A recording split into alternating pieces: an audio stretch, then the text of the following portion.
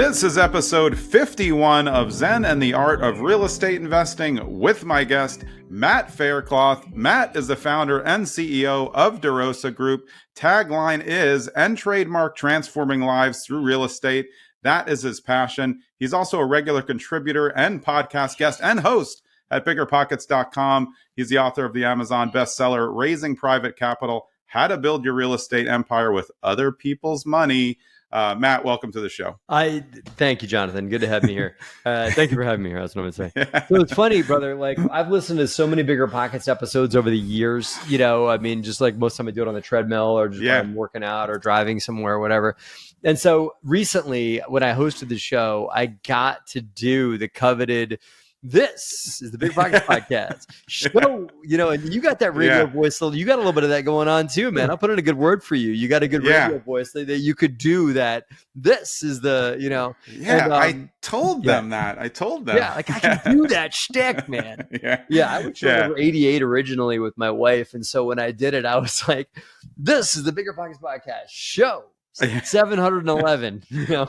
You get used to the cadence. I mean, a lot of us kind of like were introduced to real estate investing podcasts through Bigger Podcasts, and obviously still trucking now. But well, it's great to have you. So your real estate investing journey started in 2005, but before that, did you and your wife, did you guys have interest in real estate, or was it something that just happened then?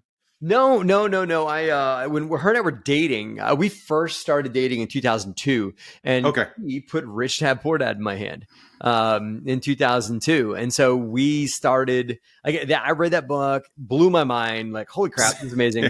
And so I went out and bought the Cash Flow board game, and I was having my drinking buddies would just come over and start drinking at my house. It was like I would just buy beer and pizza, and we would just sit and drink beer and pizza and eat pizza and play Cash Flow, right? And before you knew it, I was like really hooked. And so her and I started going to RIA meetings in our local backyard of Philadelphia. And just grew from there. And then I at the time, Jonathan, I was working for Ingersoll Rand, and I was one of the traveling sales reps, and I had a big commission check hit because I sold a bunch of equipment to Minute Maid orange juice. Right? And Minute Maid, and I just didn't know what to do with all this money. I'm like, oh my goodness, this is a lot of money. At the time, it was a lot of money for like a mid-20 something, right? So it was just enough to do a 5% down, FHA backed, low money down homeowner rock loan, right? So it was like all that money was all I needed to close the deal, right? On a $150,000 house. And so me and two of my drinking buddies moved into the house, and they paid me what they were paying in rent somewhere else. They paid that rent to me, and that was enough to cover the mortgage and then some. So it's what we call a house hack now. Back before it had a cool name. So that was in Philly. That was just outside of Philly in a little town hall. I'll give you $1 if you can spell it. Conshohocken, Pennsylvania. I do know it. Where'd you guys go on the journey? I mean, how did you get it kind of scaled up, and then where did that lead you to now in terms of your investing with DeRosa Group? We bought a few more on the block in Ewing around that. There was a whole string of 4 families. So we started buying up those 4 families as we went down the block. Like literally, there's a couple across the street that was like, "Hey, we see you paid X for those 2 properties. Will you pay X for our property?" Like, yeah, sure we will. So we started to buy up those, bought a few infill properties around Trenton and leased those up.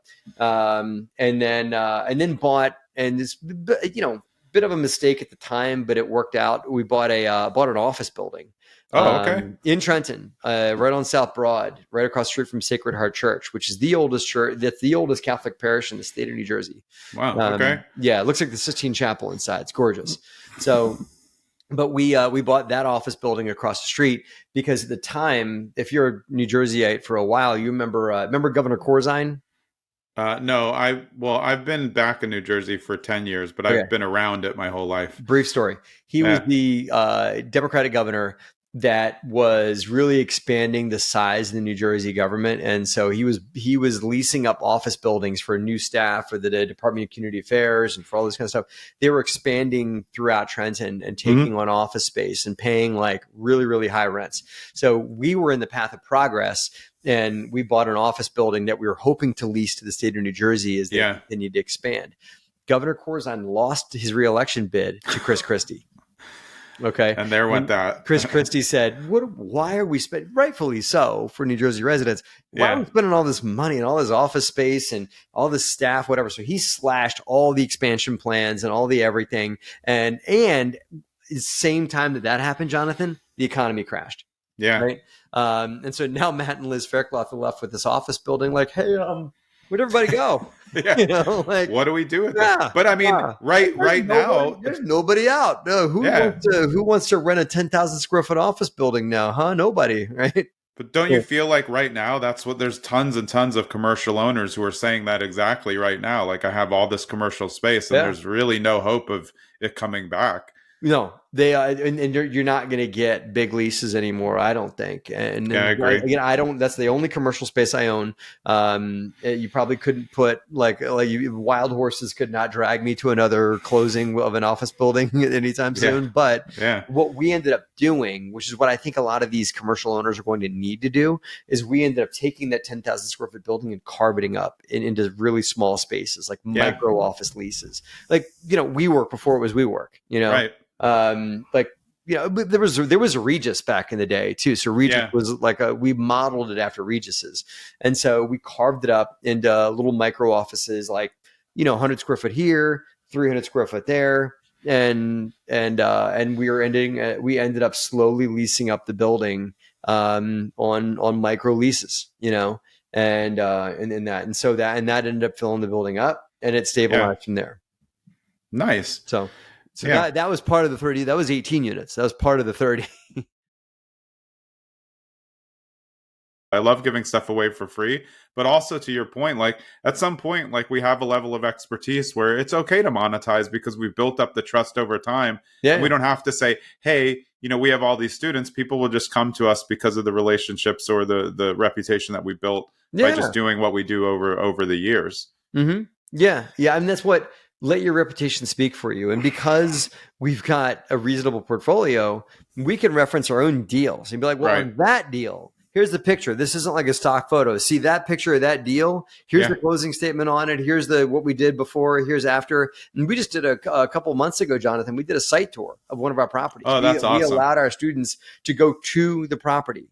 You only are able to do that if you own real estate, right? Yeah. We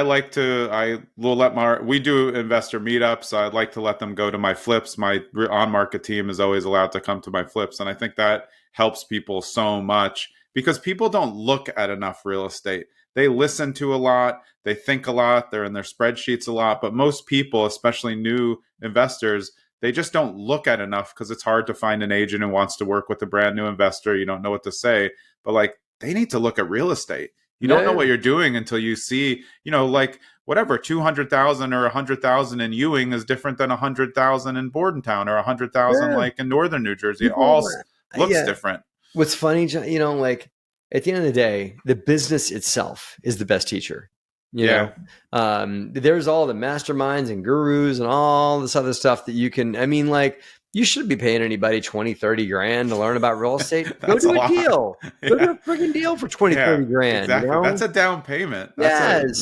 And no, I know you're not going to get to do the big, sexy 100-unit apartment building. I'm sorry to tell you that. But go buy yourself, you swallow some crow and go to a duplex and raise some money from your own network. Throw some of your money in alongside it too. Yeah. And strap up and do the duplex and let those tenants kick your teeth in the first couple of times and, let the township show up and give you violations and, and then you'll model your way to success. You'll figure it out and you'll learn. And that's the best teacher of it is learning in the business. And then maybe having somebody watching your six as a guru or whatever, but for goodness sakes, take that kind of money and put it into a deal so you can learn.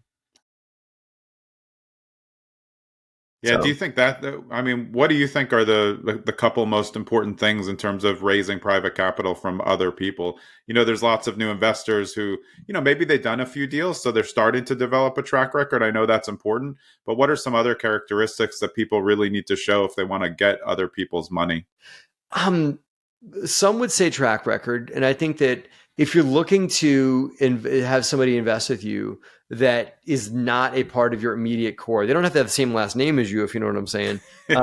But they probably should like and trust you because you're you. If you don't have a track record like that, they should just be somebody who knows who you are and knows your character and knows you have integrity and everything like that. Once you've built a reasonable track record with either your own money or with immediate inner core people's money, right? Then you're ready to expand out and start doing maybe a little bit of marketing, or maybe asking for referrals. You got to get really good at asking for referrals and stuff like that. So we slowly expanded out from there, and that's what I recommend people do. Is once you've done a few deals, then you start broadcasting that track record. Then you can do a little bit bigger deals, maybe a little more deal flow. Then you've graduated to the point where you can really start. You can go find yourself a megaphone, which build your own, which we did originally with a YouTube channel. Yeah. And then bigger pockets after that.